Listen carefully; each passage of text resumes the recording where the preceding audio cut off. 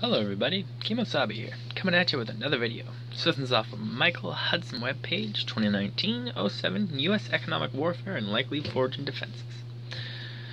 The topic is also the same, U.S. Economic Warfare and Likely Forging Defenses. In the keynote paper delivered at the 14th Forum of the World Association for Political Economy, July 21st, 2019, by Michael-Hudson, Sunday, July 21st, 2019. And here we have it. Today's world is at war on many fronts. The rules of international law and order put in place toward the end of World War II are being broken by U.S. foreign policy, escalating its confrontation with countries that refrain from giving its companies control of their economic surpluses. Countries that do not give the United States control of their oil and financial sectors or privatize their key sectors are being isolated by the United States imposing trade sanctions and unilateral tariffs, giving special advantages to U.S. producers in violation of free trade agreements with European, Asian, and other countries. This global fracture has an increasingly military caste. U.S. officials justify tariffs and import quotas illegal under WTO rules on national security grounds, claiming that the United States can do whatever it wants as the world's exceptional nation. U.S. officials explain that this means that their nation is not obliged to adhere to international agreements or even its own treaties and promises.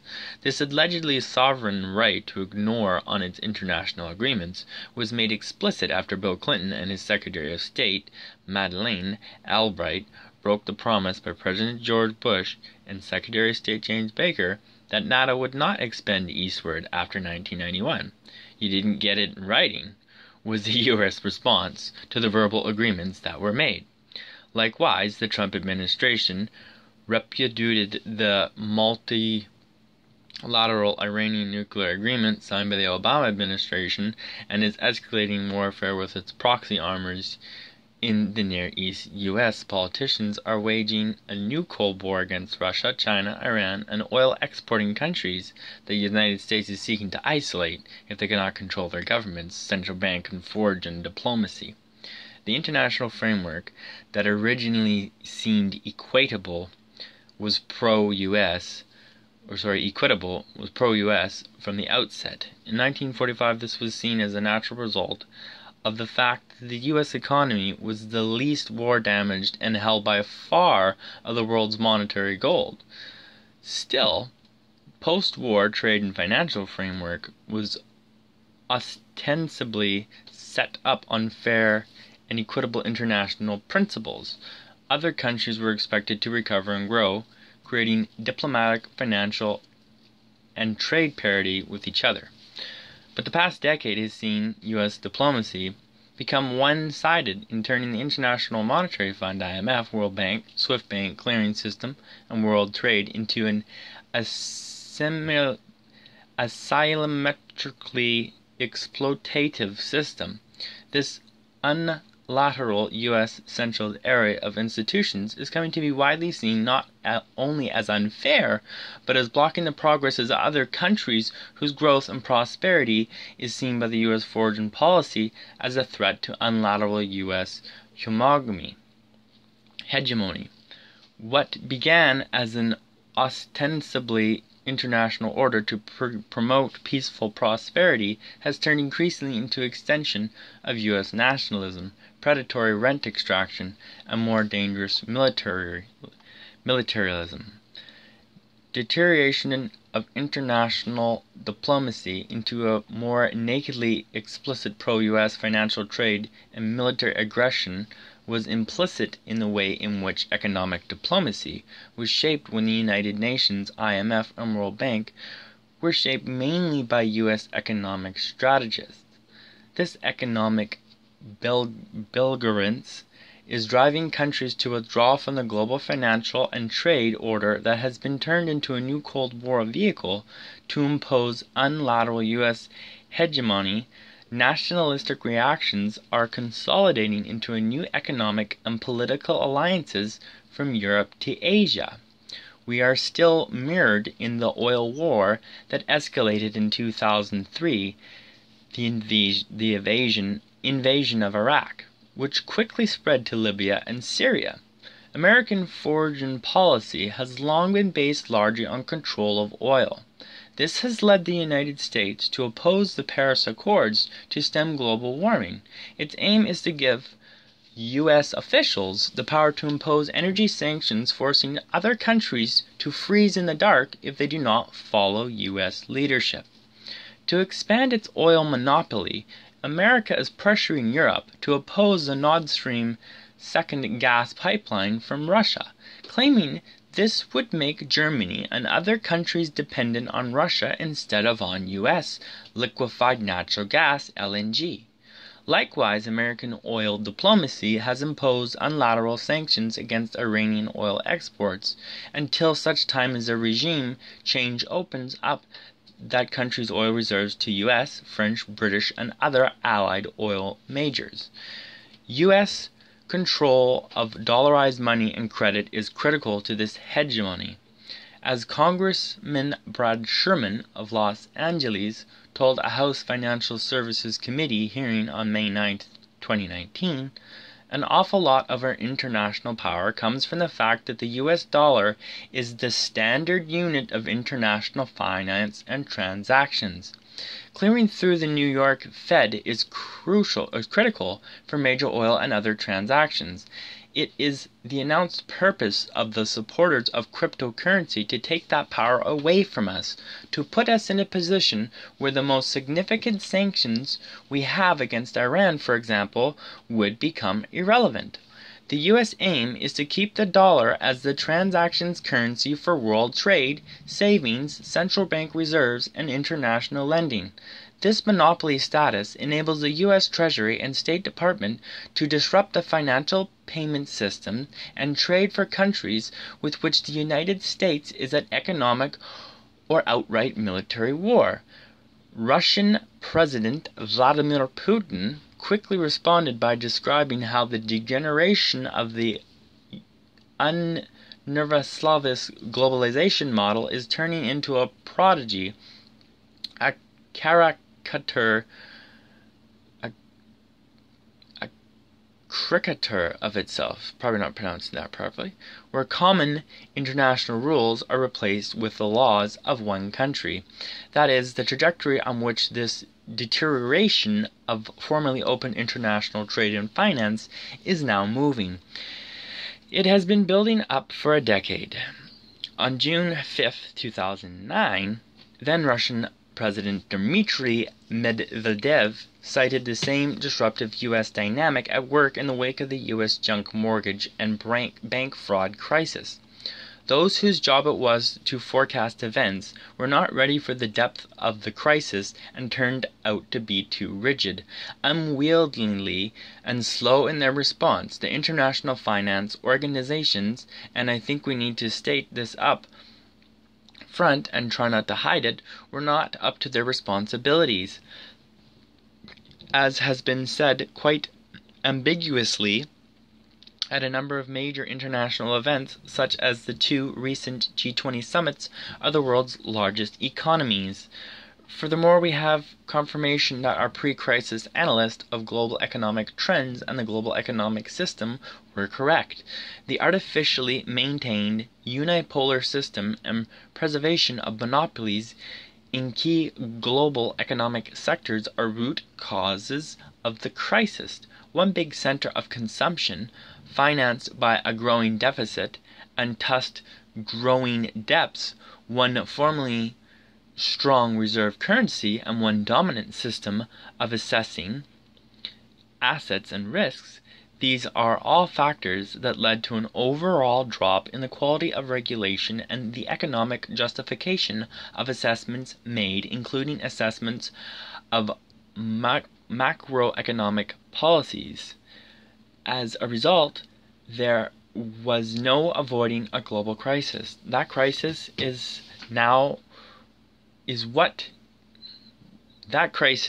is now causing today's break in global trade and payments. Warfare on many fronts, with dollarization being the main arena.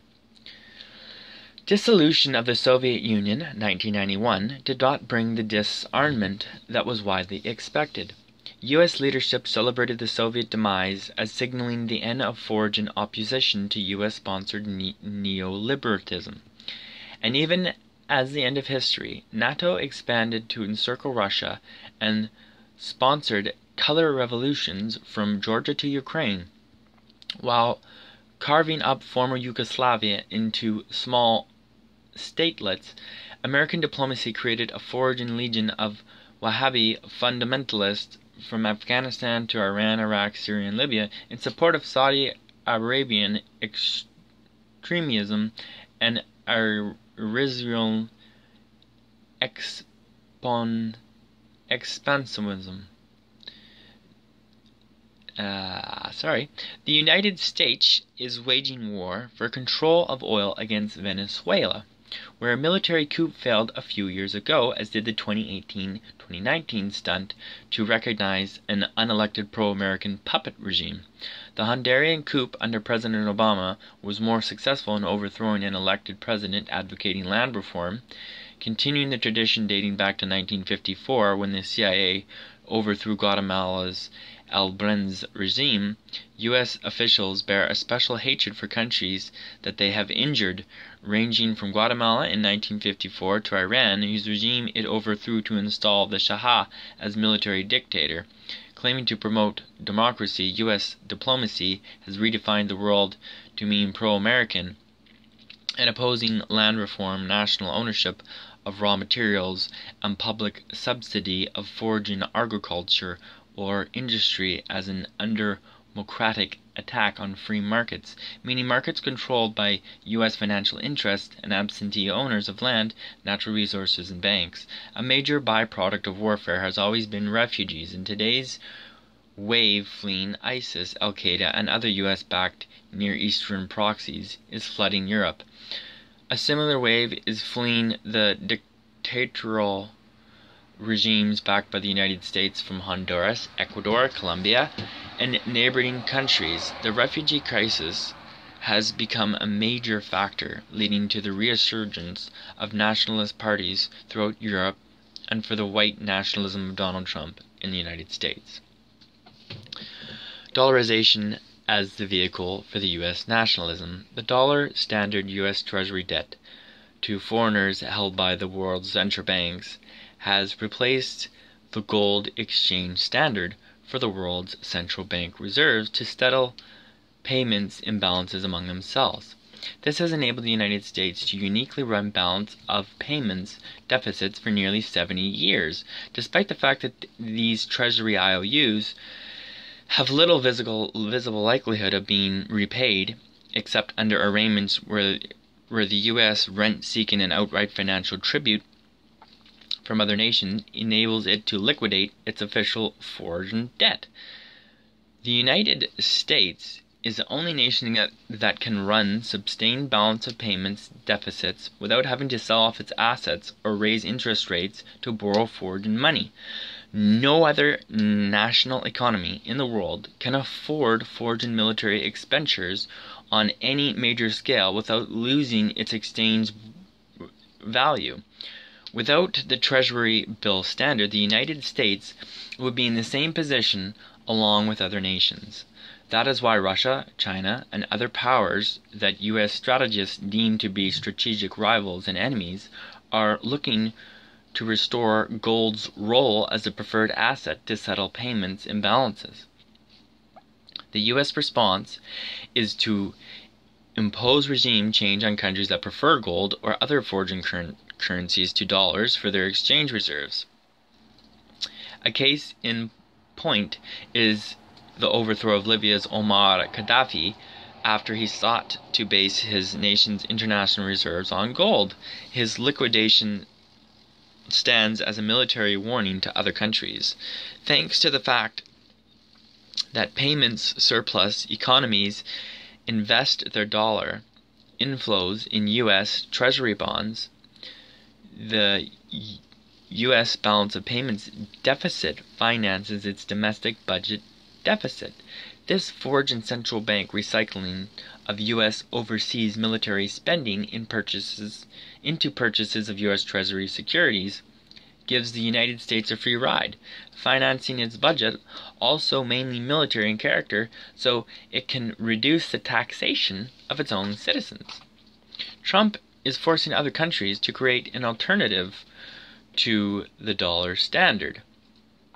The fact that Donald Trump's economic policies are proving ineffective in restoring American manufacturing is creating rising nationalistic pressure to exploit foreigners by arbitrary tariffs without regard for international law, and to impose trade sanctions and diplomatic meddling to disrupt regimes that pursue policies that U.S. diplomats do not like.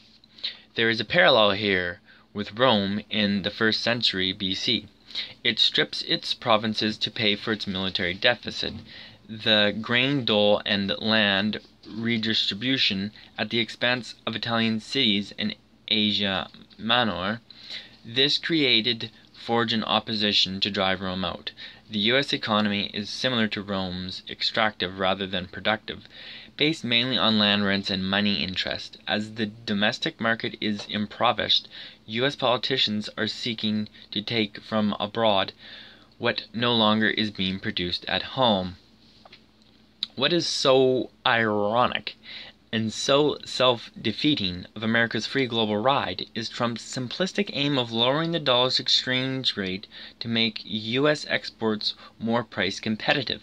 He imagines commodity trade to be the entire balance of payments, as if there were no military spending, not to mention lending and investment. To lower the dollar's exchange rate, he is demanding that China's central bank and those of other countries stop supporting the dollar by recycling the dollars they receive for their exports into holdings of the U.S. Treasury securities.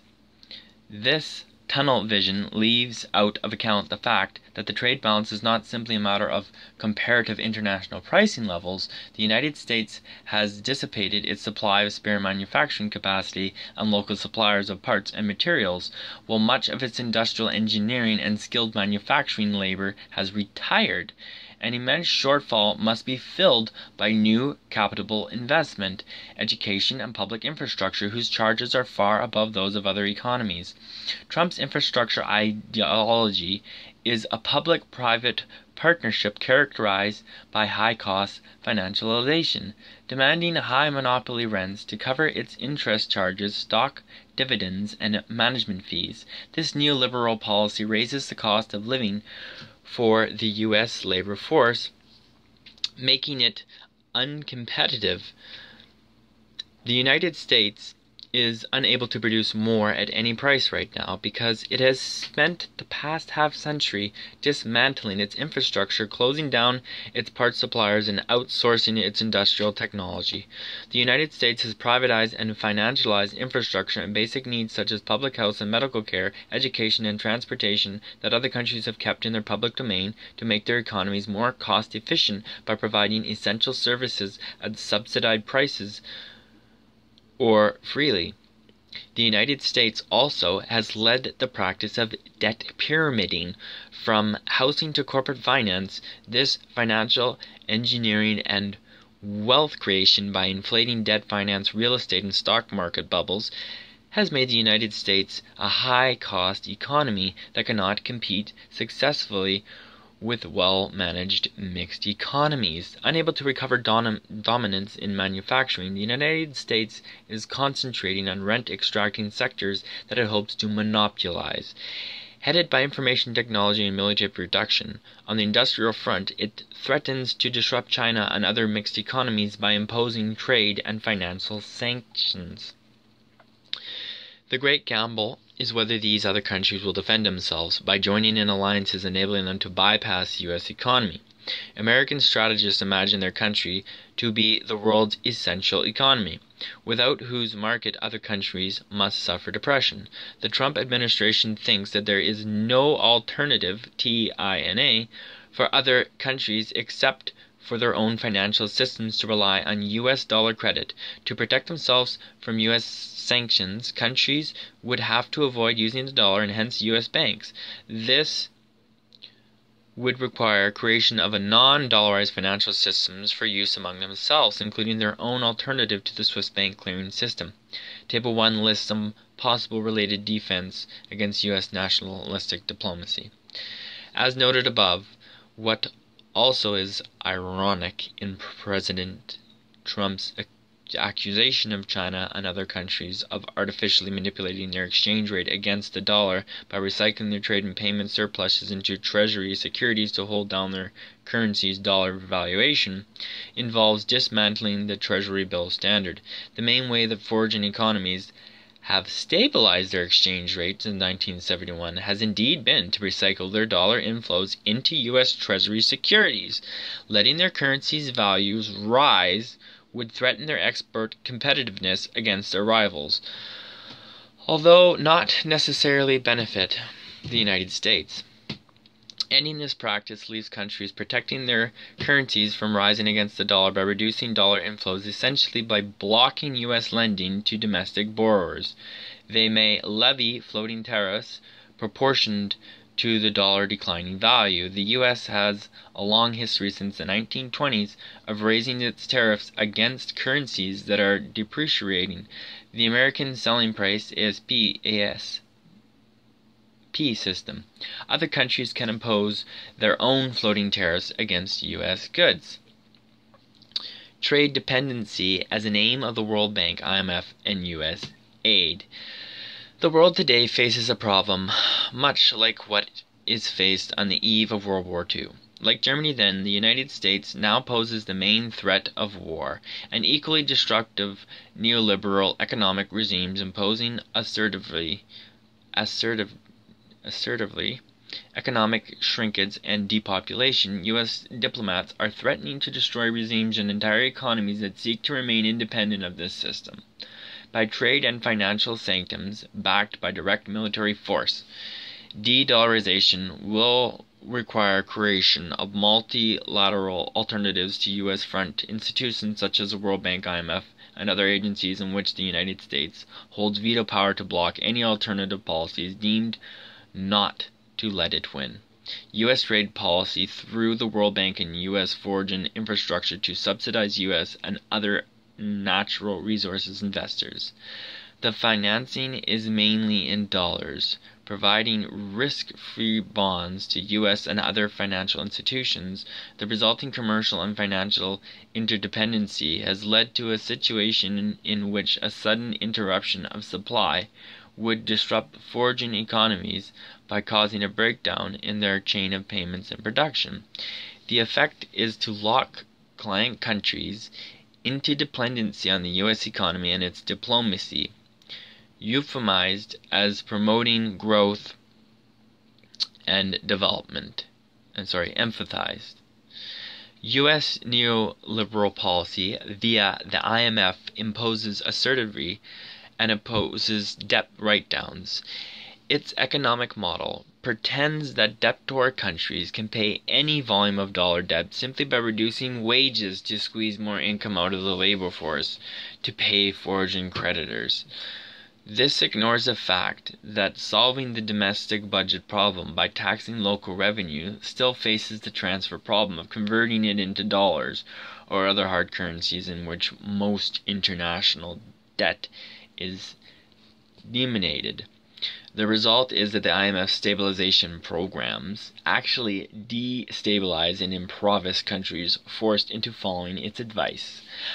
IMF loans support pro-U.S. regimes such as Ukraine and subsidize capital flight by supporting local currencies long enough to enable U.S. client oligarchies and to free their currencies at pre-devaluation exchange rate for the dollar.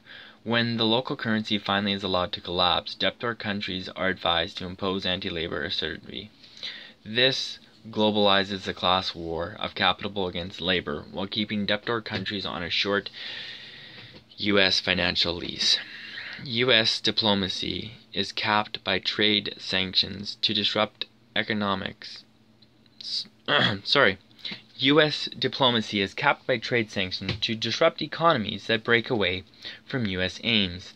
Sanctions are on a form of economic sabotage as lethal as outright military warfare in establishing U.S. control over foraging economies.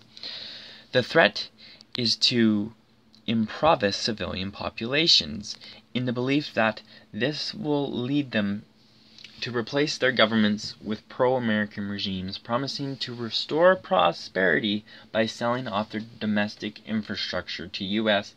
and other multinational investors. Global problems caused by U.S. policy response to U.S. disruptive policy. U.S. warfare on many fronts. Military warfare in the Near East, Asia, NATO and bilateral treaty, Saudi, ISIS, Al-Qaeda, color revolutions, and proxy war. De-dollarization is monetary warfare. The U.S. treaty bill standard finances the mainly military U.S. balance of payments deficit. SWIFT threatens to isolate Iran and Russia. The IMF finances U.S. client regimes and seeks to isolate those not following U.S. policy. Creditor policy forcing assertivity on debtor economies, forcing them to privatize and sell off their public domain to pay debts. The World Bank finances trade dependency on U.S. food exports and opposes national food sufficiency. Unilateral U.S. trade war based on the levy of U.S. protectionist tariffs, quotas, and sanctions. Cyber war, spycraft via U.S. internet platforms, and Stuxnet sabotage. Class war, assertivity program for labor. Neoliberal monetarist doctrine of privatization and creditor-oriented rules. U.S. patent policy seeks monopoly rents. Investment control. International law and diplomacy. De-dollarization defense. Shanghai Cooperation Organization and pressure for Europe to withdraw from NATO unless the U.S. alleviates its new Cold War threats.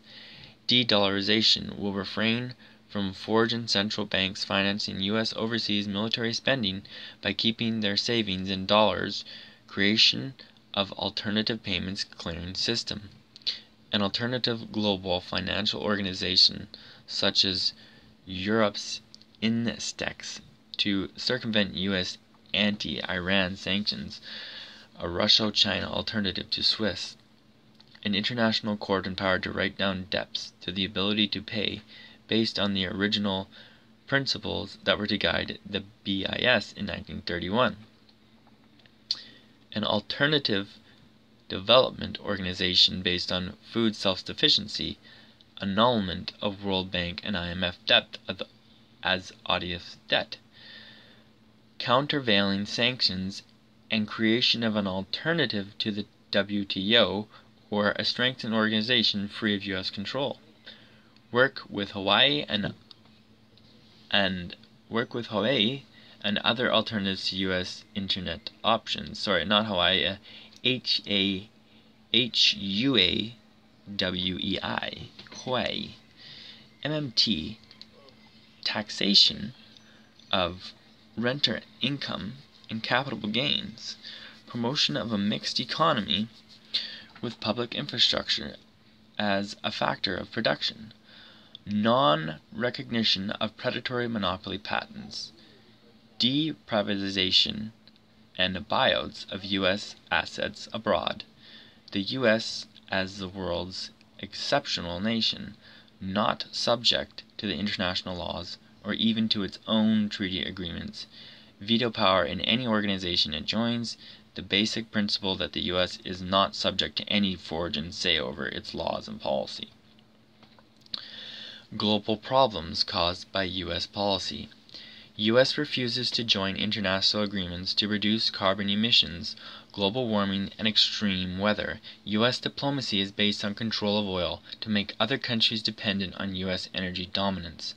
Attempt to monopolize new G5 internet technology, sanctioning of Huawei, insistence on U.S. priority in high tech, patent laws in pharmaceuticals, etc. Response to U.S. disruptive policy, trade and tax sanctions against U.S. exporters and banks, taxes on U.S. tax avoidance by oil industries, flags of convenience, convenient for tax avoidance, taxation or isolation of U.S. exports based on high carbon production, rejection of patents on basic IT, medicine, and other basic human needs, taxation of monopoly rents. There are alternatives on many fronts. Military today lending alternative to NATO's expansionism is the Shanghai Cooperation Organization SCO, along with Europe's following France's example under Charles de Gaulle and withdrawing. After all, there is no real threat of military invasion today in Europe. No nation can occupy another without an enormous military draft and such heavy personal losses that domestic protest would unseat the government waging such a war. The U.S. anti-war movement in the 1960s signaled the end of the military draft, not only in the United States, but nearly in all democratic countries. Israel, Switzerland, Brazil, and South Korea are exceptions. The enormous spending on armaments for a kind of war unlikely to be fought is not really military, but simply to provide profits to the military-industrial complex. The arms are not really to be used, they are simply to be bought and ultimately scrapped. The danger, of course, is that these not-for-use arms actually might be used, if only to create a need for new profitable production. Likewise, foreign holdings of dollars are not really to be spent on purchases of U.S. exports or investments. They are like fine wine, collectibles, for saving rather than drinking. The alternative to such dollarized holdings is to create a mutual use of national currencies and a domestic bank clearing payment system as an alternative to SWIFT. Excuse me. Russia, China, Iran, and Venezuela already are said to be developing a cryptocurrency payment system to circumvent U.S. sanctions and hence finance control. In the World Trade Organization, the United States has tried to claim that any industry receiving public infrastructure or credit subsidy deserves tariff retaliation in order to force privatization. In response to WTO rulings that U.S. tariffs are illegally imposed, the United States has blocked all new appointments to the 7-member appellant body in protest, leaving it in danger of collapse because it may not have enough judges to allow it to hear new cases. In the U.S. view, only privatized trade financed by private rather than public banks is fair trade. An alternative to the WTO, or removal of its veto privilege given to the U.S. bloc, is needed to cope with U.S. neoliberal ideology, and most recently the U.S. travesty claiming national security exemption to free trade treaties, impose tariffs on steel, aluminum, and on European countries that circumvent sanctions on Iran or threaten to buy oil from Russia via the Nord Stream 2 pipeline instead of high-cost liquefied freedom gas from the United States. In the realm of development lending, China's bank, along with its Belt and Road Initiative, is an incipient alternative to the World Bank, whose main role has been to promote foreign dependency on U.S. suppliers. The IMF, for its part now, functions as an extension of the U.S. Department of Defense to subsidize client regimes such as Ukraine, while financially isolating countries not subservient to U.S. diplomacy. To save debt-strapped economies suffering Greek-style assertivity, the world needs to replace neoliberal economic theory with an analytic logic for debt write-downs based on the ability to pay. The guiding principle of the needed development-oriented logic of international law should be that no nation should be obliged to pay forging creditors by having to sell off the public domain and rent extraction rights to forging creditors. The defining character of nationhood should be the fiscal right to tax natural resource rents and financial returns to create its own monetary system. The United States refuses to join the International Criminal Court. To be effective, the ICC needs enforcement power for its judgment and penalties, capped by the ability to bring charges of war crimes in the tradition of the Nuremberg Tribunal. U.S. to such a court, combined with its military buildup now threatening World War III, suggests a new alignment of countries akin to the non-aligned nations movement of the 1950s and 1960s. Non-aligned in the case means freedom from U.S. diplomatic control or threats. Such institutions require a more realistic economic theory and philosophy of operations to replace the neoliberal logic for anti-government privatization, anti-labor assertivity, and opposition to domestic budget deficits and debt write-downs. Today's neoliberal doctrine counts financial late fees and rising housing prices as adding to real output, GDP, but deems public investments as deadweight spending, not a contribution to output. The aim of such logic is to convince governments to pay their forging creditors by selling off their public infrastructure and other assets in the public domain. Just as the capacity to pay principle was the foundation stone of the Bank for International Settlements in 1931, a similar basis is needed to measure today's ability to pay debts and hence to write down bad loans that have been made without a corresponding ability of debtors to pay. Without such an institution and body of analysts, the IMF neoliberal principle of imposing economic depression and falling living standards to pay U.S. and other forging creditors will impose global poverty. The above proposals provide an alternative to the U.S. exceptionalist refusal to join any international organization that has a say over its affairs. Other countries must be willing to turn the tables and isolate U.S. banks, U.S. exporters, and to avoid using U.S. dollars and routing payments via U.S. banks. To protect their ability to create a countervailing power requires an international court and its sponsoring organization. Summary. The first existential objective is to avoid the current threat of war by winding down U.S. military interference in forging countries and removing U.S. military bases as relics of neocolonialism. Their danger to world peace and prosperity threatens a reversion to pre-World War II colonialism, ruling by client elites along lines similar to the 2014 Ukraine coup by neo-Nazi groups sponsored by the U.S. State Department and National Endowment for Democracy. Such control recalls the dictators that U.S. diplomacy established throughout Latin Americas in the 1950s.